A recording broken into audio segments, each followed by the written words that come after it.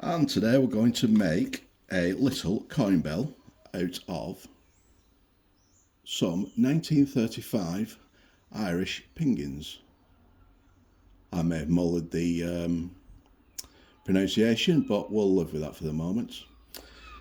So what we're going to start off with doing is annealing the 2 pennies. We'll start off with the map gas because you really can't overheat pennies. And we want a nice little red glow. You don't want it too hot because you can damage the copper, but you don't want it too cold because you can stretch the metal. See, that should be hot enough. It doesn't look red, but it is. So what we'll do is we'll dunk it in the water. That little nice sound where it sizzles tells you you're just about right. And what we'll do is we'll give them a dry off with an old t-shirt. And one half of the coin is going to make the top half where the bell is, the dome, and the other half will make the bottom. And it's very similar to making a coin ring. So with that done, we shall go on to press the dome. Now that the coins are annealed, we're going to put them into a 17-degree die, and we want the harp at the top, so we'll put that face down, and then what we'll do is put the little 3D spacer I made on the top, give it a tap, and using a 23mm doming block, we'll put it into the big press, the 6-ton press, and we'll gently press it down, and it should make a nice bell shape. You don't want to press too far because you don't want to push it through the dome like that, and you don't want it to slip. So we'll just see where we're at. It's not too bad at this point if you go through. It didn't slip, it slipped, but you've still got the nice start of a dome. So what we'll do is we'll go to the same die and we'll press it again, make sure it's leveled up. Now we don't need the spacer because now it's level, it's got the dome in the middle. So we'll go with the largest one again.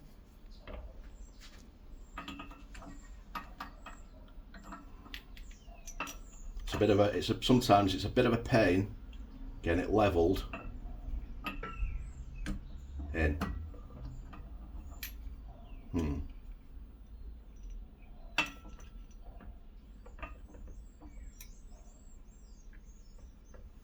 So we'll try that now.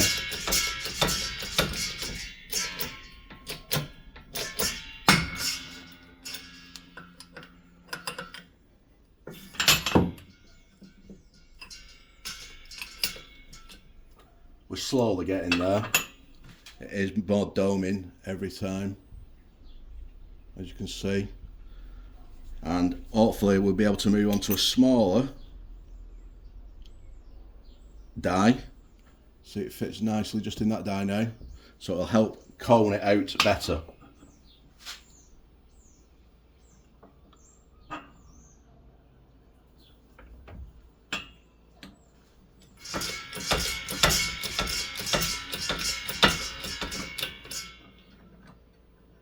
You need to make sure it kind of stays level.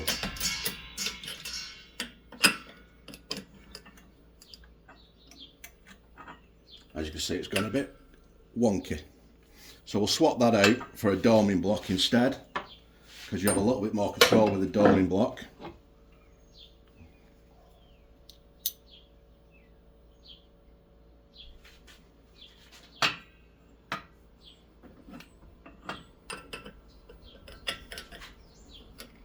These are fairly cheap, these doming blocks. I'd wish I'd got the brass one, but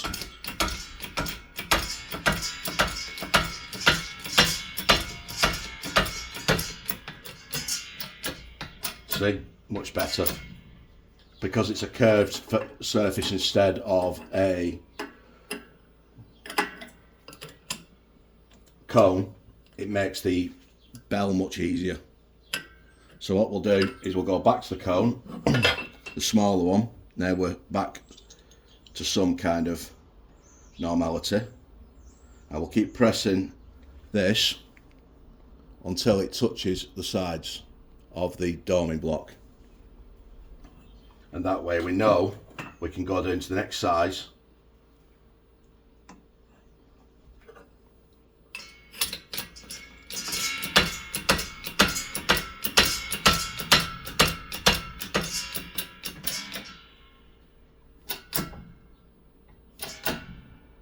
You can feel the resistance just starting there.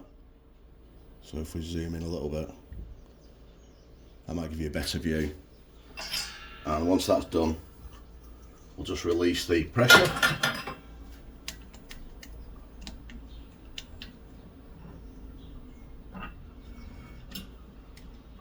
And you'll see that we are almost on a type of bell top. But we want to get these edges perfectly flat, or as near as damn it.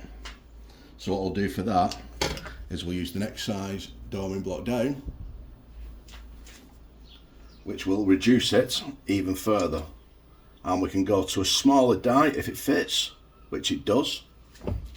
So you can see there, just fits really, really nicely. So one last press on this and it should be just about done the top.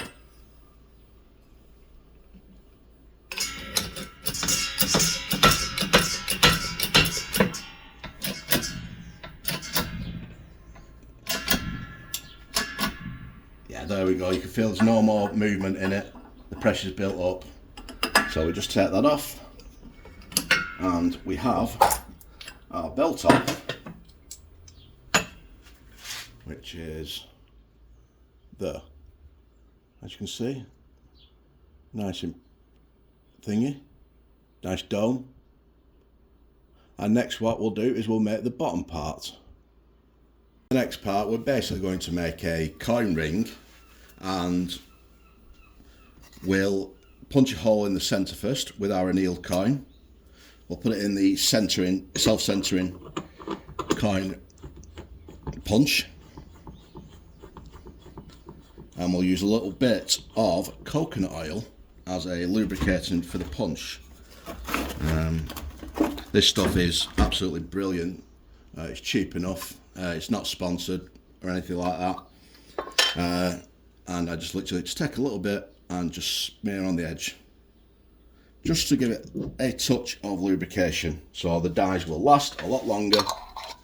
And I'm going to take a copper hammer, and I'm going to give it a good few whacks. The copper doesn't bounce like a steel hammer, and it should leave a nice hole in the centre of the coin. See? Perfectly centred. Every time. I can't remember where I got this from, but it is absolutely brilliant for getting the dies out.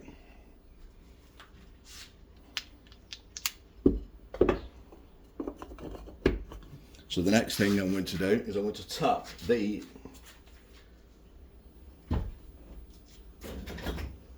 coin out, the punch out of the coin, which I'm going to use a piece of wood. Oh, there we go.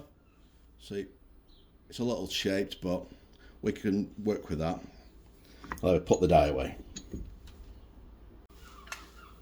We'll take the coin and we'll take a deburring tool.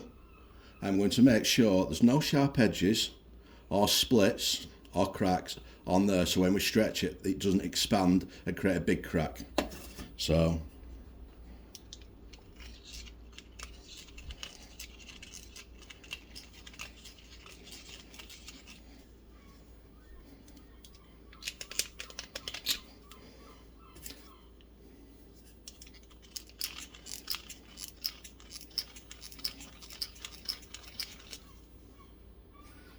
See on the inside, nice and bonny now, no cracks,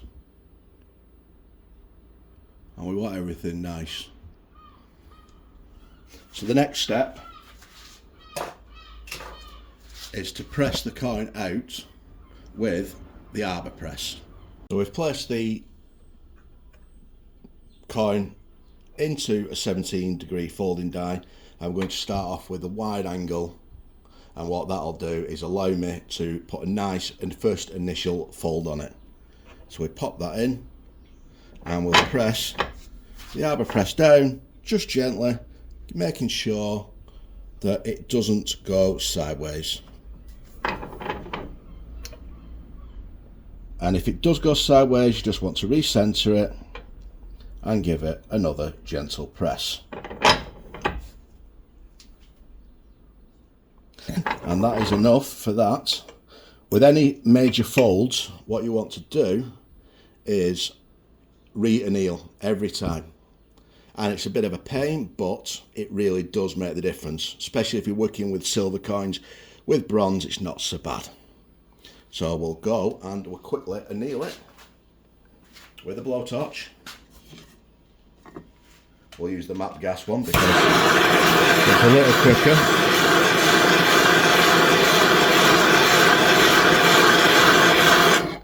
And it is going to require not so much. You can see a faint glow there. It's hard to tell with the lights on. And we'll dunk it in the water. And out comes it annealed.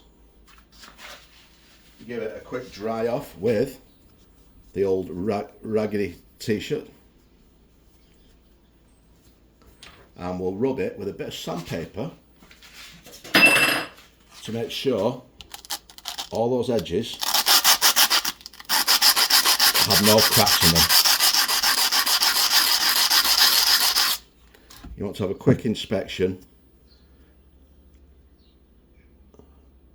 It's difficult to see on the camera there, but sometimes you might just want to go around with a little bit of sandpaper on the inside, but I think we will.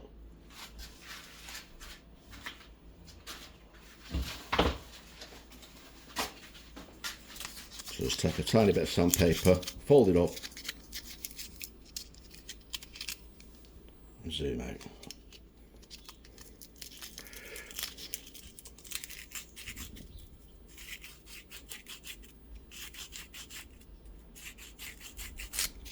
And that looks beautiful now. You can't see any cracks or splices. And we go back to the arbor press. We'll zoom in a little bit so we get a good view. And we're going to move up to the smaller die. I think, if it makes sure it fits, ooh, just about fits. So that'll do me. So we press the put the cone in and give it a little bit of a press, making sure it's staying level, it looks level. So just take that off and give it a centering again, because this is where you want everything to be perfect. Saves trouble later.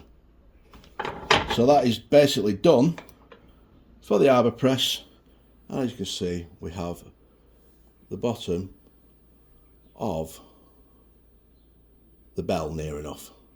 So we'll give it a quick anneal and a quick sand and we'll see where we're at. So move the sander block out the road.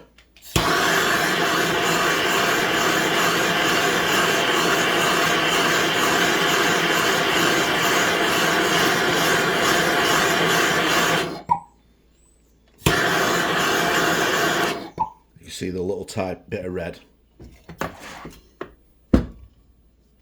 should always wait a good couple of seconds really before quenching it, especially if you're working with silver. It allows the alignment of the silver particles to be better. So we'll give it a quick dry off.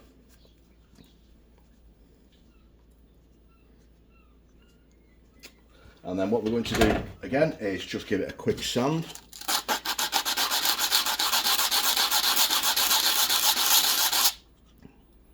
And where we are. Looks good to me, that.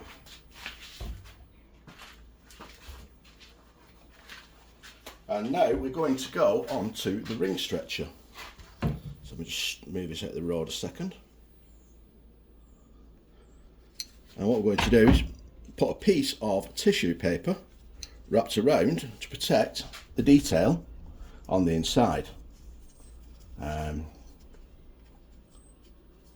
I like to start my first stretch upside down. Everyone does it the other way, but we're making a bell here and not a coin ring. Every time you stretch just a quarter of a turn, it'll allow you to keep a even stretch. See, that's getting a little bit difficult to stretch now, so one more, and that should just be about re-annealing again time. But as you can see, the hole is getting bigger every time.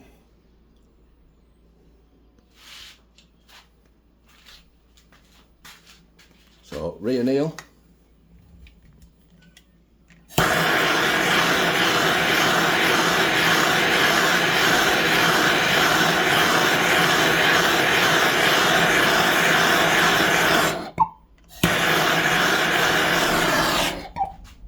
As you can see, nice little glowy red, a bit too hot, but with copper it's not so bad.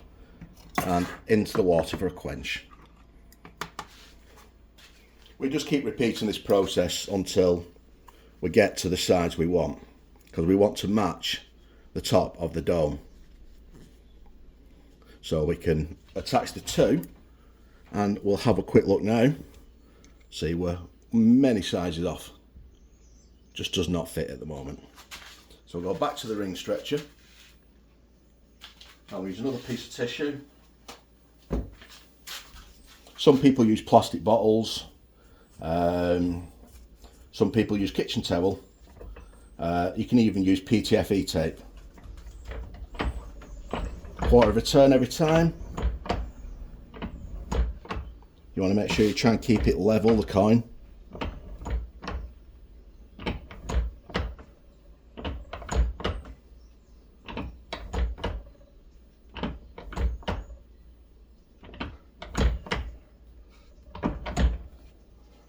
As you can see, we're getting somewhat near our size. So I'll have a quick look again. See, another couple of stretches and we'll be just about there.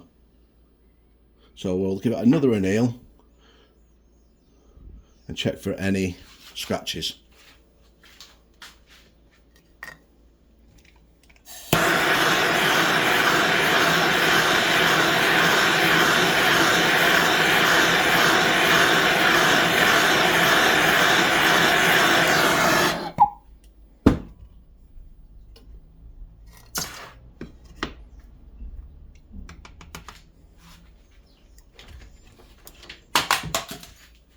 Don't just drop the sanding block. It's never a good idea to drop anything, especially not your coin rings, because you can just break them sometimes. Give it a quick sand.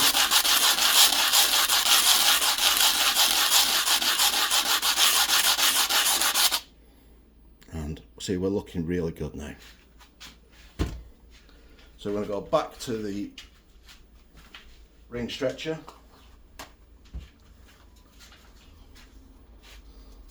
And we're going to turn it the cut side down this time, because I've got the shape I want. And we can just push that down a bit. We're just getting the paper down at the moment, not the ring.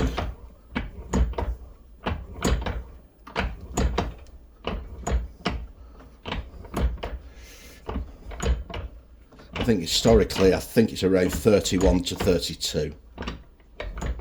So I think we're just about there with that. And if we look, it should be a damn fine fit. It's pretty close. I'm going to call that good. So what we need to do now is just make sure that's perfectly flat. So we'll take our sanding block with the top of the bell and we'll give it a sand until we can't see any old bits. You'll see what I mean in a second. See where you can still see the edge of the old copper. What we want is so it's just perfectly flat.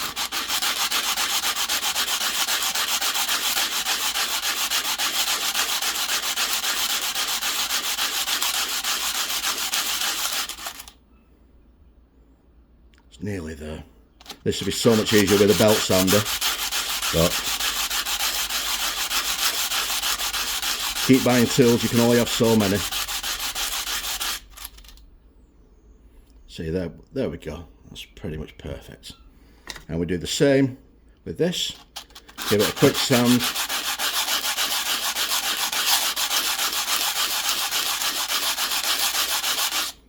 And we're just there.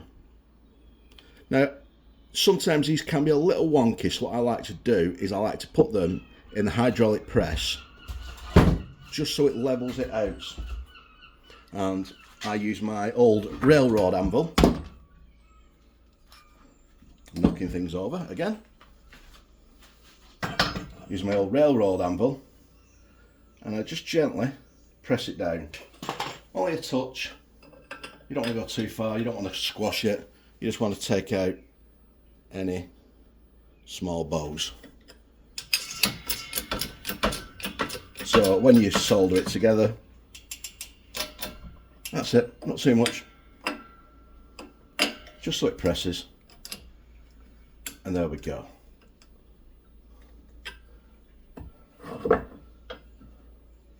See? It's perfectly level now.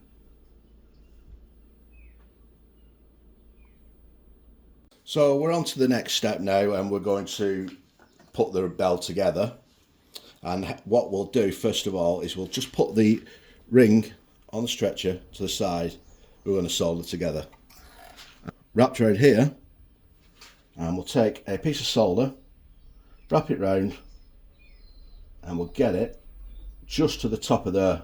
It works out perfectly every time. So we'll just trim that off in a second when we find the snips, which are here. Bit aviation snips are a bit over the top, and you've got a perfect ring. So what we'll do now is we'll get a piece of wood, and you need to use a piece of wood, but I just like a clean piece of wood so I can press down into the inside of the coin. Sometimes it makes it a little bit too big, but you just need to gently tease it into the bottom. See, it's a little too small now. You just need to keep going until it just sits at the bottom.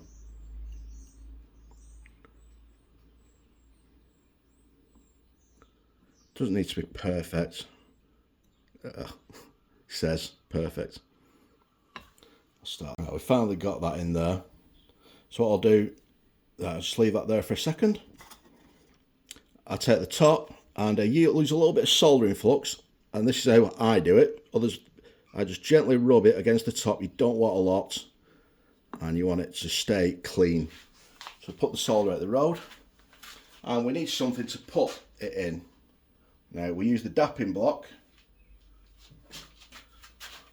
on the heat-proof mats. These are fairly cheap, and they're absolutely brilliant. And we put that in the top. And we're going to want to line the bell up to some extent. I like to line the dates up if possible. So we've got 35 just about the front there. It's hard to see at the moment. Sorry for the camera angle. And we'll place that on the top with the 19. If you can see it, there, about the same place. And what I want to do is just make sure it is level. all the way around. Usually do this by feel. And I'll use the softest flame for this one with a cheaper blowtorch. And we're just going to gently heat round the coin until the solder glows. And it's just about there. And if you look on the inside, you can just see the solder's flowed out. And we'll leave that for a couple of minutes because you've got to let the coin cool down, otherwise it'll just come apart. And then we'll go on to the next part. Now that the bell's been cooled for a couple of minutes, we'll just pick it up with a pair of pliers and we'll just give it a dunk in the water just to make sure it's cool. And we'll give it a dry and we'll have a quick look where we're at.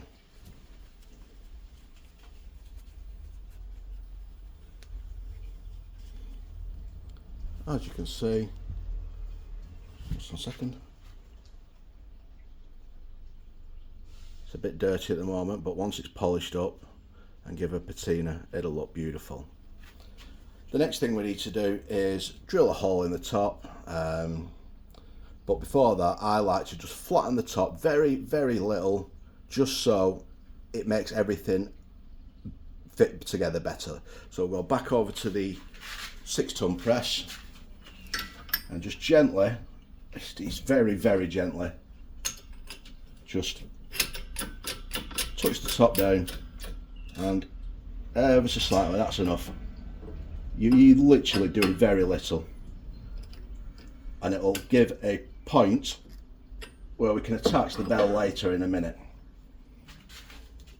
So you can see it's very, very small amount. It's flattened it. It's indistinguishable really on camera, but you can just about see it. So what we'll do is we'll get the drill and we'll drill a small hole in the top.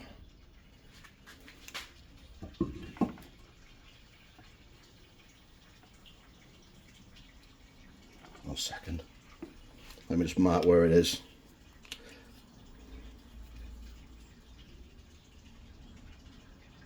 That looks about centre to me. So I'm just putting a small mark on.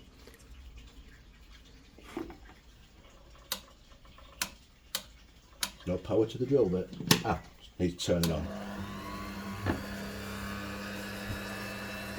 So just gently drill through the centre.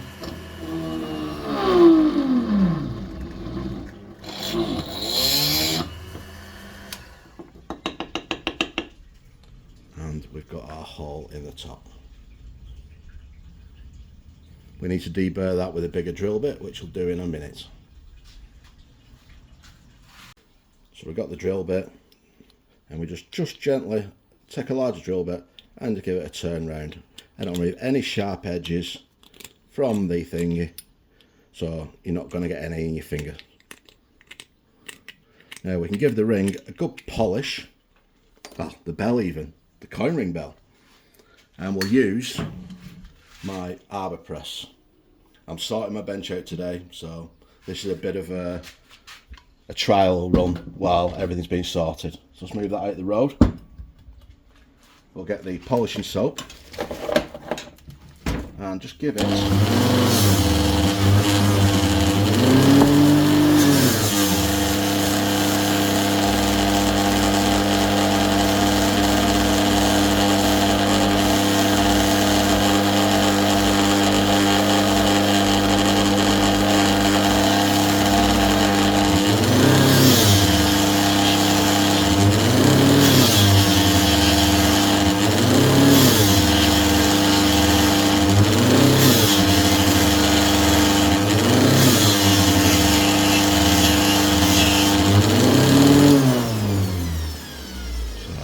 see that now. 1 second. I'll zoom in a little bit.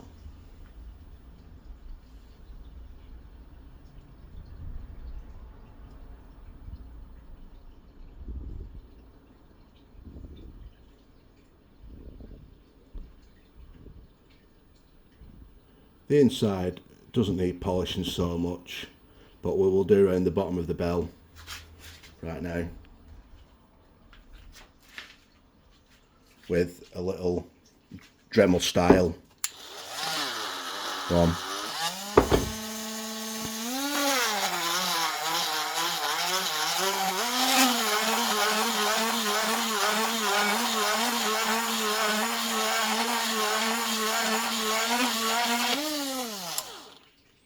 As you can see, it looks a bit better.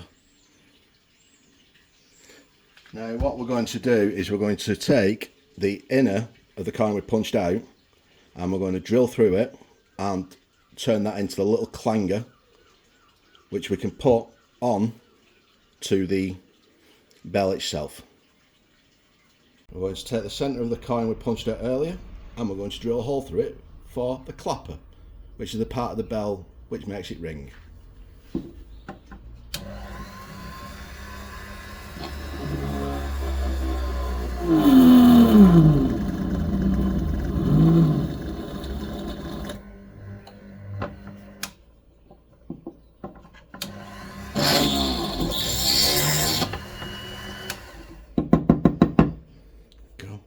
Nice little hole.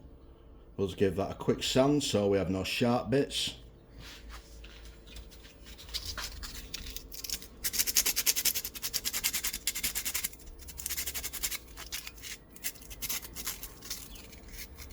And we need to make a little bracket, which I've pre-made because they use the rolling mill, which is out of commission at the moment. For the last steps, we're going to assemble everything. We're going to start off with a steel jump ring, and we're going to put the little bracket we made. It's basically just a piece of hammered flat copper with 2 holes in it, and the clanger on, and we'll close it up with a pair of pliers.